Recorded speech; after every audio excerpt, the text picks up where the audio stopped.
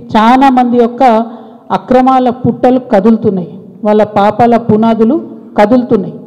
దాంతోనే నా మీద దాడి ప్రారంభించారు. ఏంది ఈ దాడి? నేను కాంగ్రెస్ పార్టీతోని అంటకాగి ఉన్నాను, కాంగ్రెస్ పార్టీతోని అండర్స్టాండింగ్తో నేను పనిచేస్తున్నాను, ఎందుకంటే నాకేదో ఫైనాన్షియల్ బెనిఫిట్ కోసం నేను పనిచేస్తున్నా అని చెప్తున్నారు. దీనికి ఎక్కడ మొదలుపెట్టినరు? నేను ఎప్పుడైతే జాగృతి జనం బాట అని చెప్పి బయటికి రావాలనుకున్నానో ముందు సోషల్ మీడియాలో ఒక ప్రచారం మొదలుపెట్టిండ్రు. నా భర్త గౌరవనీయులు అనిల్ కుమార్ గారి ఫోటోను చూపిస్తూ దాంట్లో ఏవి రెడ్డి గారు అనేటటువంటి వ్యాపారవేత్త నా భర్త కలిసి ఏదో ల్యాండ్ లావాదేవీలు చేశారు, ఆ ల్యాండ్ లావాదేవీ వల్ల నాకేదో పెద్ద ఎత్తున ఫైనాన్షియల్ బెనిఫిట్ అయింది, అట్లా నాకు కాంగ్రెస్ పార్టీకి అవినాభావ సంబంధం ఉంది అనేటటువంటి అంశాన్ని ప్రజల మధ్య ప్రమోట్ చేసే ప్రయత్నం చేస్తున్నారు. ఈ వెకిలి ప్రయత్నాలు చేస్తున్నటువంటి గుంటనక్కలందరూ కూడా నేను చెప్తా ఉన్నా, నేను ఇంకా మీ చిట్టా విప్పడం ప్రారంభించలేదు, ఓన్లీ టాస్ వేసిన అంతే.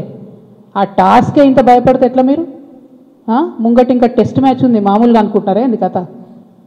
జస్ట్ టాసే, ఇప్పటికే గెలిచినాం ఆల్రెడీ మేము జాగృతుల్లో, ఎందుకు భయపడుతున్నారు మీరు ఇంతగానం?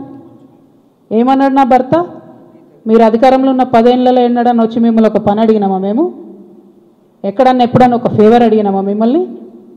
ఒక్క విషయంలో అన్నా అవుట్ ఆఫ్ ద వే పోయి ఏ ఒక్క మంత్రితోని కానీ, కేసీఆర్ గారితో కానీ, కేటీఆర్ గారితో కానీ, హరీష్ రావు గారితో కానీ, నా భర్త కానీ నేను కానీ ఏమన్నా ఫేవర్ తీసుకుని ఉంటే చెప్పండి, దమ్ముంటే చెప్పండి. మీకు ఊరుకుంటుంటే తమాషాలు చేస్తున్నారు. మీరు వెకిలి ప్రయత్నాలు మానుకోండి. నేను మీ మీద చేసినటువంటి ఆరోపణలకు మీకు దమ్ముంటే, సిగ్గుంటే, ప్రజాస్వామ్యంలో ప్రజల మధ్యలో ఉండాలనుకుంటే జవాబు చెప్పండి. అంతేగాని నా మీద మొరిగేటటువంటి వాళ్ళందరినీ వదిలిపెట్టి ఏది పడుతుంది మాట్లాడితే నేను చూస్తూ ఊరుకుంటాను అనుకోవద్దు. నేనేం తప్పు చేయలేదు.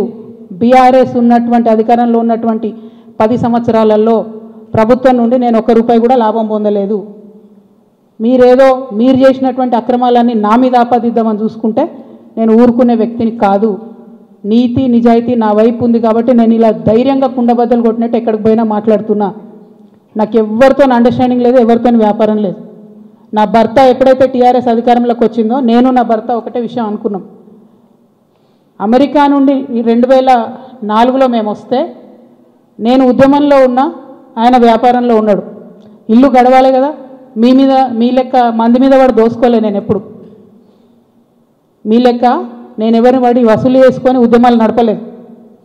సమయం సందర్భం వచ్చినప్పుడు నా నగలు కుదబెట్టి బతుకమ్మ చేసిన నేను. అందుకే ఇంత పౌరుషం నాకు. ఉద్యమంలో మీరు ఎవరెవరి దగ్గర దోసుకున్నారు, ఏ స్టూడియోల దగ్గర పోయి ధర్నాలు చేసి వాళ్ళతో కాంప్రమైజ్ అయినరు, అన్నీ తెలుసు సంగతులు. చెప్పలేదు ఎందుకంటే సిగ్గుపోతుంది తెలంగాణ వాళ్ళదని.